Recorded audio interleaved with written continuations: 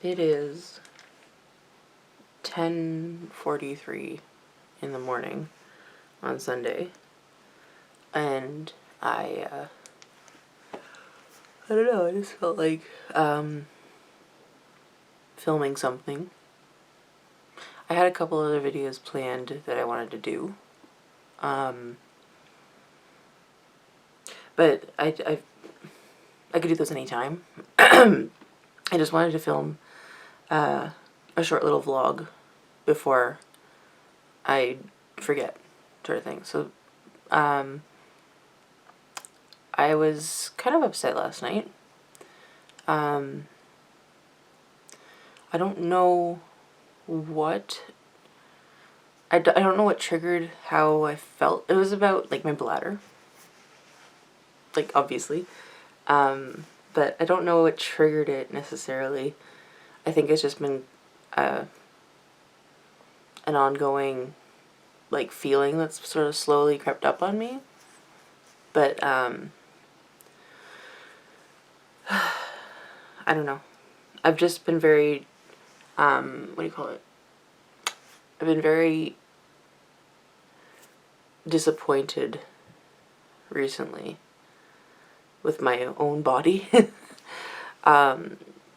So I felt like I like to share, kind of like, obviously, I like to share some, things about myself that I don't think like, most of my close friends even don't really know. So I put a little post on Instagram. And I just kind of, and I don't even think that post even came close to explaining how I actually felt. It was a little bit, depressing, and just like a little bit, because I was feeling pretty upset with myself. I wouldn't say I was, like, super depressed, but I was definitely getting there, and I'm going to explain what happened. So I was, as usual, like, before I go to bed or whatever, all throughout the day actually, I was watching YouTube and different other things. And I think I spent most of my day watching YouTube, and I watched a variety of different things, mostly gaming channels. And what happened? I didn't do anything yesterday. I had a very, very busy week. I worked overtime. I wasn't expecting to work with the hours I had last week, and it was insane, and my brain was just bleh. So, like, I gave myself an excuse to do nothing yesterday, because I really needed to do nothing, like, you just need to have a day to just relax, and I do allow myself to do that, and that was fine. But I did want to film some video, like, I did want to film videos, so I left today to be my day, Sunday, to do the videos or whatever. So, or video. Let's not get ahead of myself. I probably won't put up more than one. So, I'm trying to come back to where I actually was thinking. So anyways, last night, I was watching YouTube, and I think I was watching full screen stuff. And anyways, I think I was trying to prepare. I was going to do a room tour, and I was trying to clean and prepare my room for the room tour, which is still nowhere near coming close to being clean at this very moment. It's not bad, but it's not, like, what I want to show the internet. And so anyways, I was just relaxing and watching stuff, and I just was like, I think I was watching the BuzzFeed It Got Real. Let's just go out there and say that. It's about Erin Robinson's fibroids in her uterus, and she had, like, crazy fibroids that I really didn't know much about. And I was watching that, and I was like, I feel her pain, I would say, and her frustration, and how this sort of thing isn't brought to light very often, and how she feels when it came to surgery and after surgery, whatever. I could relate. And I could relate with the thing that she said she kind of felt like she bottled it up and didn't tell many people, or didn't feel like she had to give herself the time to get checked out to the doctors. Anyways, there was just things that I could relate with, and I was like, glad I watched it, but it spun me down a different path. It didn't do it on purpose. I shouldn't say. Nothing made me do this. I could have watched it and felt normal. Like, just like, oh, like, you know, at least that was, she was able to film it and bring light to her fibroids issue, which she clearly had very intense issues with. And, anyway, when I watched it, I was like, wonder if I have, I don't think I have fibroids. I don't think or if I do, I don't notice them, but I don't think, I was just watching and I was like, I wonder if I have any issues anywhere else in my body that could possibly be causing my overactive bladder or and bedwetting issues. So, but what I ended up doing was I ended up taking a good look at bladder augmentation, because that was the last thing my doctor in Ottawa had mentioned. A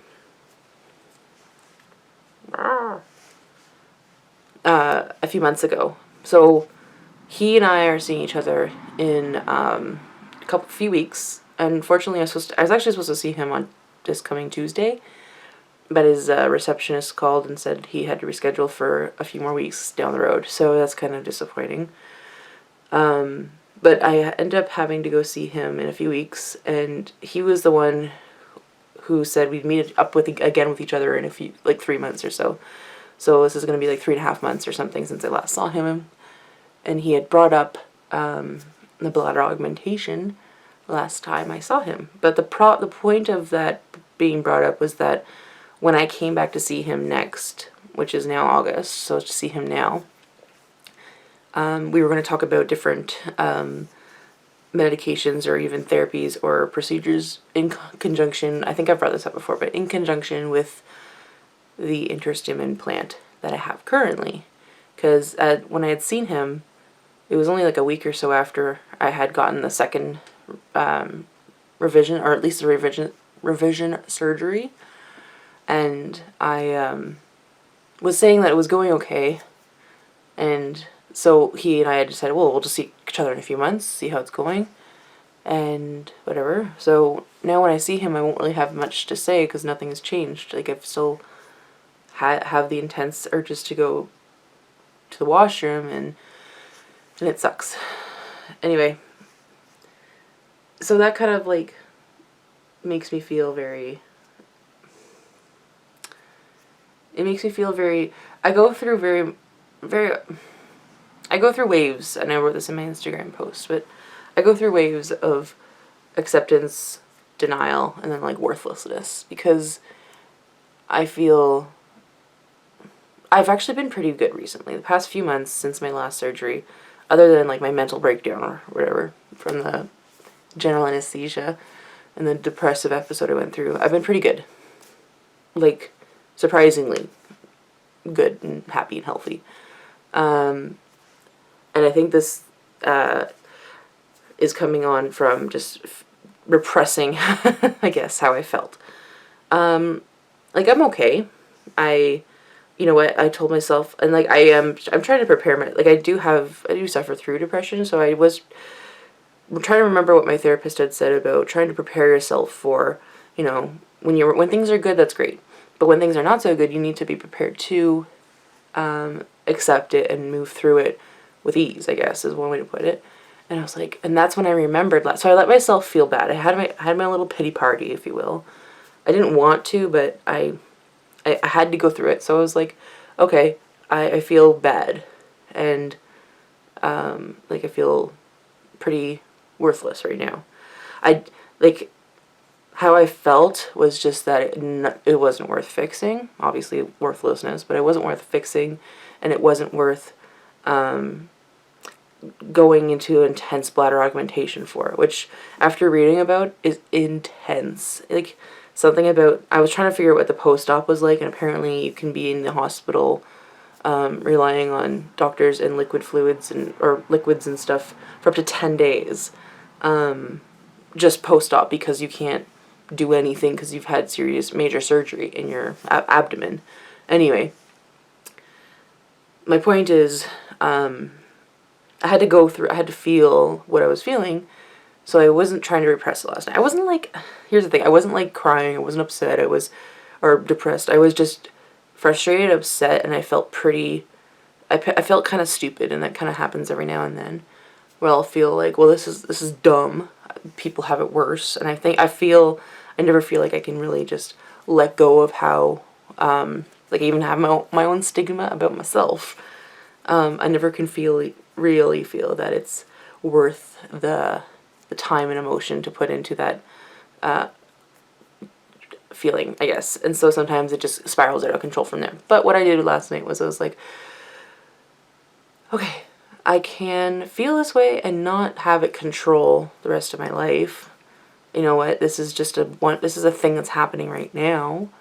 And it actually gave me some peace, and I was able to fall asleep because I was trying to remember how my therapist had said, you know, even just visualizing a stop sign, which I thought was kind of cool, but to visualize how and when to stop when you're ruminating on things you can't control in the next, 5 minutes, then, give yourself that time to think and worry about it. And if you can't control it, then to let it go.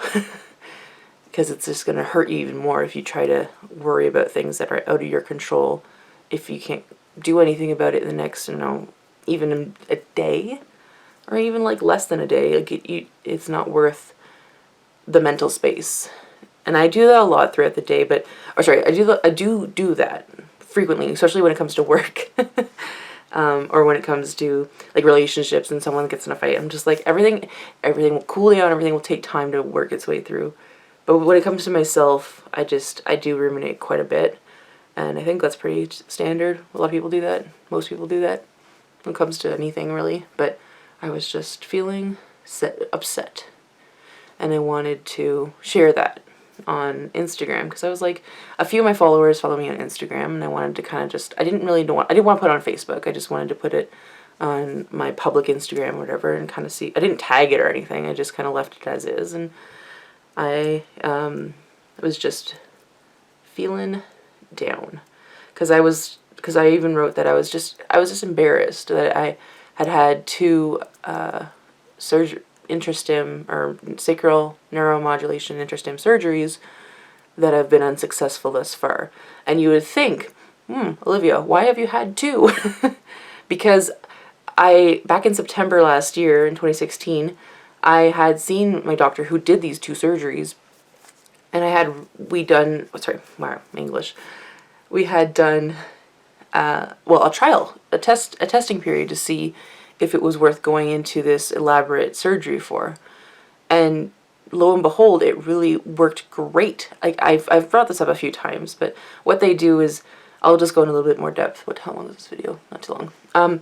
What they do is they stick a I think it's a needle. They stick a needle through your lower tailbone and spine, and it's very painful. I certainly didn't enjoy it one bit, but it was a procedure, so I was just in his doctor's office. My best friend was there. I made her stay. After a while, sorry, I just want to break into like a funny part, but there was some very interesting and funny things that happened during that time, but I was having an emotional breakdown at the same time. But there was just some things that happened that were very funny, and I don't know if I really want to bring them up, but apparently it's something my best friend and I laugh about still to this day. But my doctor had to apparently separate my butt cheeks, so he karate chopped my ass. And it just is something that she had to witness, because I couldn't see, obviously, so she witnessed it. And she's like, remember that time you had your ass karate chopped by your doctor? And I was like, yeah, I was there. Anyway, so they stick it's called a PNE. It's a, what's it called? It stands for,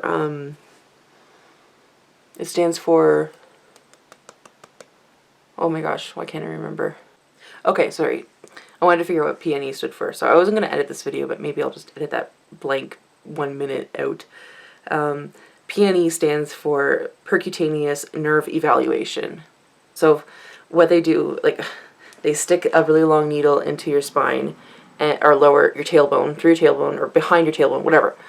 And they look for your sacral nerves, which are a bunch of nerves that come down through your spine, obviously, and then go into like your back, like all your functioning organs that, are for your bowel movements and your urine and whatever. So, and then he's able to that's what I have implanted in me, kind of, but he's able to increase the frequency of the electrodes to see where it sits in my body, because they want it to sit pretty much mid-perineum, which is between, I think, well, pretty much in the middle of your pelvic floor. So if this is,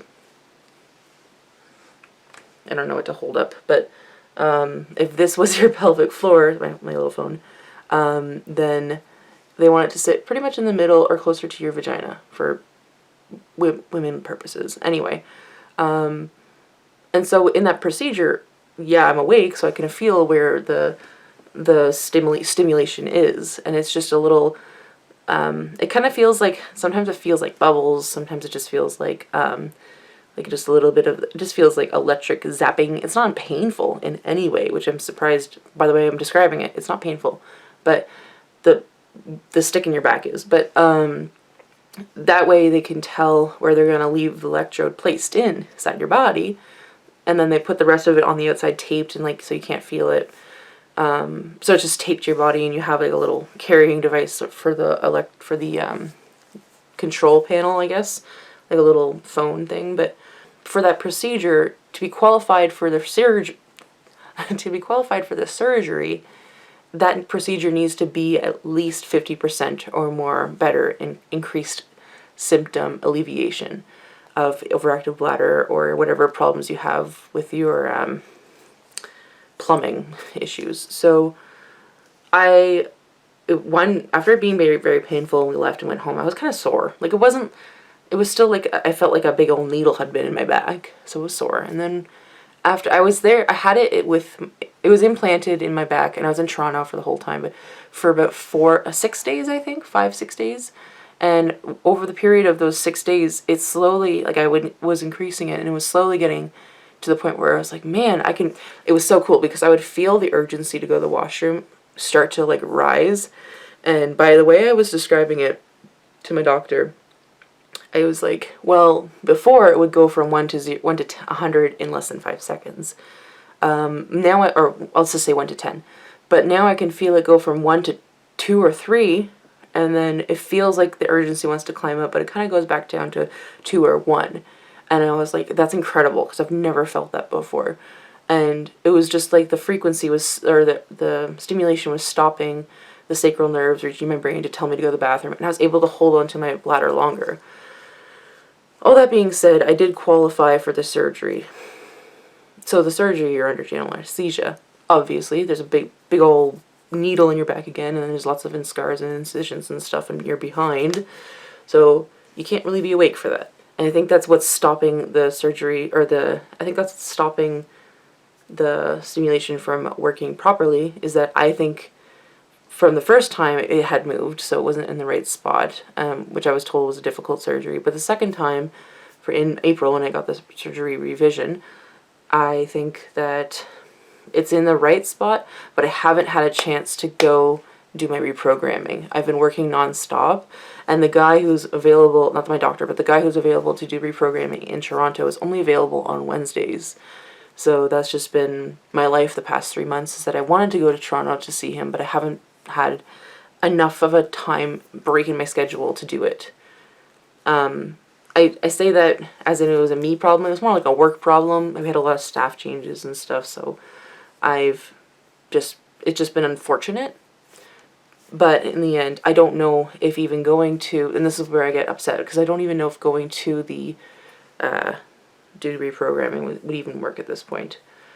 But I don't know, but that's how I felt. So anyways, long story short, in this vlog I just wanted to say that I have been feeling pretty upset the past couple weeks, but it was just hitting me last night how it felt that I was just not worth fixing, and that's where I left off. Now I do feel better this morning, and I know that it's not the worst thing in the world. It's intense to have that one feature that you most people just take for granted, and this is anything that's wrong with you, whether you have limited mobility or whatever you have. to have that one feature that most people take for granted, just being able to go to the washroom properly and not pee your pants or your bed taken away from you for your entire life. And it's hard to think about all those things all at once, and that's why I try not to. But when I do, this happens. I get upset. Anyway, if you stayed through this whole video, thank you. I just wanted to say that. I'm truly not really like this all the time, because if I was, it wouldn't be good. I would be just depressed all the time. And I think that a lot of people can relate to that, feeling that it's just, you don't feel worth it, and that it's not going to be fixed anytime soon, so what's the point? I don't know. That's not how I'm okay today. I'm sure I will go through different waves of stuff like this for however long until I can come to some sort of conclusion. I don't know if there ever will be one, but I don't know. That's all I have to say for now. I would highly recommend going over to the subreddit Adult Bedwetting. I've mentioned it many times, but I'm going to keep mentioning it because I still think it's an amazing community of people, including myself, who comment and post and read stuff there that have to do with adult incontinence and bedwetting and of any kind, and it's just super uplifting. And I was reading some of the things this morning, and I was just like, okay, I can do this sort of thing. So yeah, go over there, check out my Instagram if you'd like. I don't truly post a lot of things about bladder issues, but I do every now and then. But you can certainly message me over there or on Reddit or whatever, or in the comments. I don't know. I'll probably respond eventually to anything you write. So yeah. Anyways, this video is too long, but thank you for watching. And please subscribe if you want to see more of these random vlogs or anything else I have to share. But yeah, thank you for watching, and I appreciate your support. And I will see you next time in my next video. Okay, bye!